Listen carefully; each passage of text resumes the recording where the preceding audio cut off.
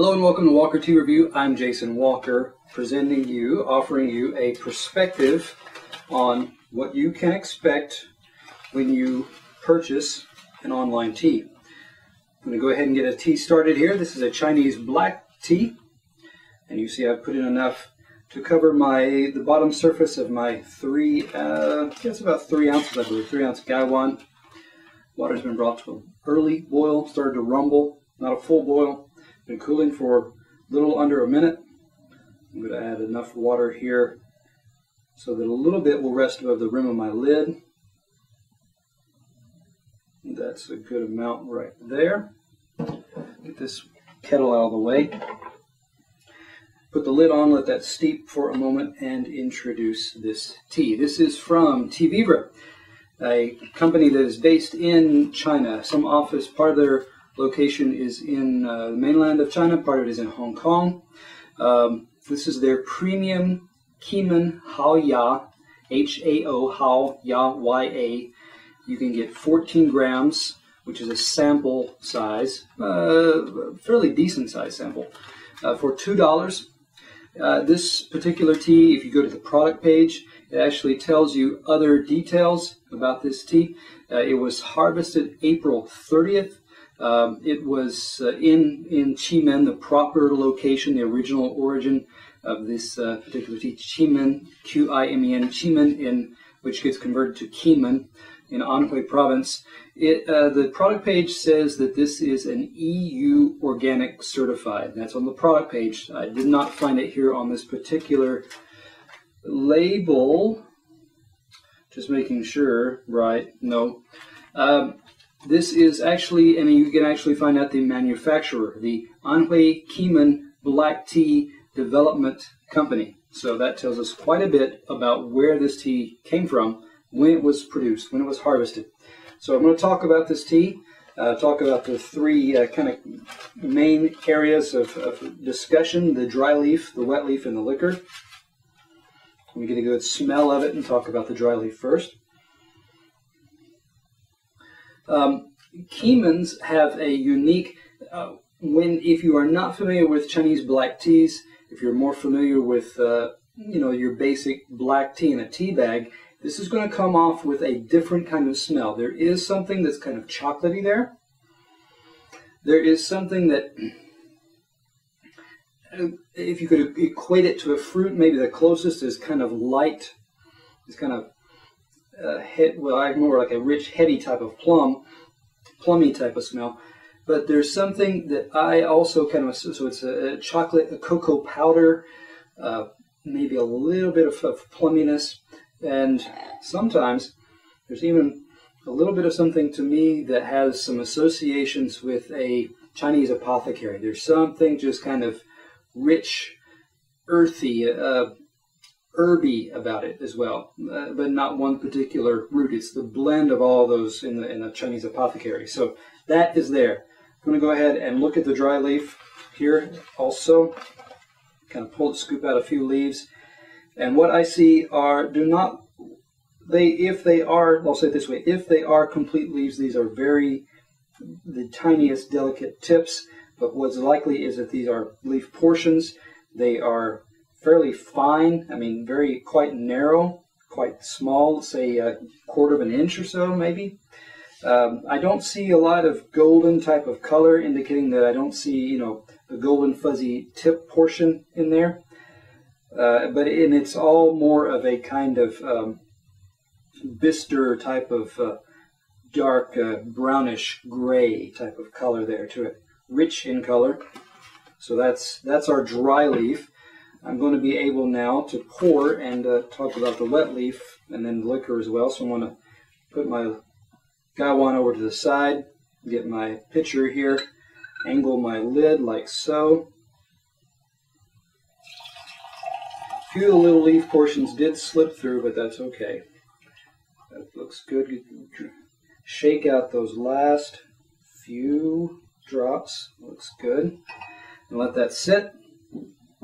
Kind of talk about this wet leaf here. First off, give it a smell. Rich, strong smells coming off already. Sometimes you can detect a difference in aromas from smelling down into the cup versus smelling the top of, or the inside of the lid, I should say. There is still that kind of cocoa powder type of smell, so there is that kind of almost chocolatey type nature to this.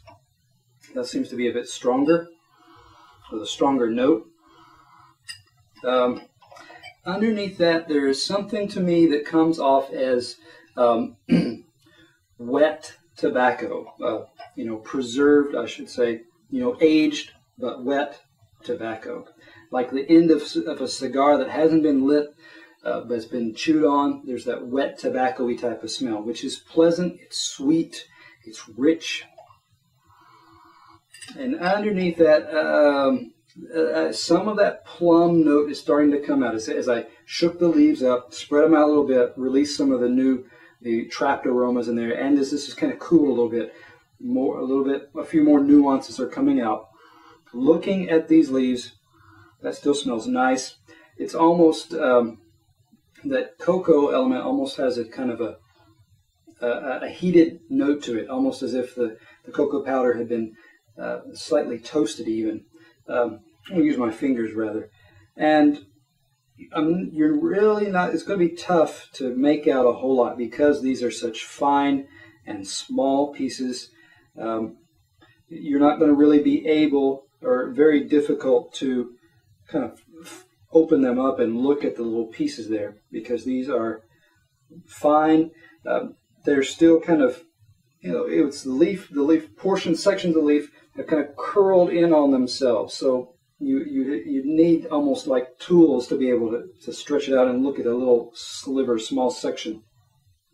A few of those pieces have kind of opened up and flattened out, and in doing so, they have become a little bit towards the greener tinge. They're kind of like a rust type of color, over towards a little bit of a rusty olive drab. It would be the closest you could say. A lot of this looks like it could have been. I see a lot of the stronger, larger portions look to be either the stem coming right off of the bottom of the leaf, or the thicker middle, the vein that runs through the middle, throughout the whole length of the middle of the leaf. That part can be thicker, and there's some of that apparent here. So again, not a whole lot more to really draw on there. I see this fairly often, most of the time even among Keemans. So let's go ahead and get to the liquor now. Let me give this a pour. As you see, a nice, rich, nearly, it's a brown, it's not coppery, it's moving a little bit more towards a purplish type, reddish brown element there.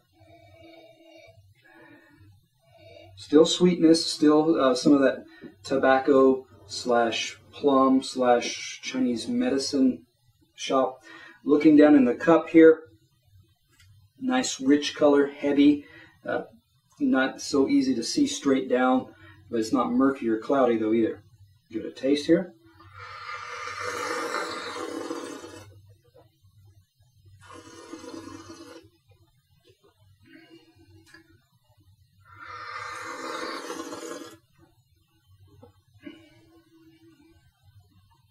Some astringency, that's one of the things that picks up, that comes to mind. Not harsh though, not as brisk as say a Kenyan black tea. As far as how this one compares to other Keemans, I've had some that are a little gentler. What else can I say? One of the things that hits you pretty early and still lingers in the aftertaste is this syrupy, almost kind of molasses type character to it, cane syrup type element there, where this has just got a sweetness to it, but it's there with the tannins. It does have some tannins, so it does. Those are kind of competing in my mouth. Some that I've had with Keemans that I've had, the tannins tend to drop back or are lighter, from the start, and they allow a little bit more of the sweetness to come out. This one does have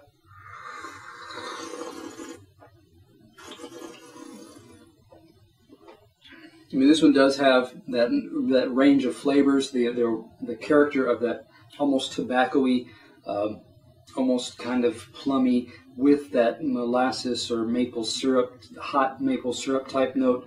Those are still there, and they're all present, but they're kind of getting pushed to the back by the tannins and some of the sweetness in the taste as well.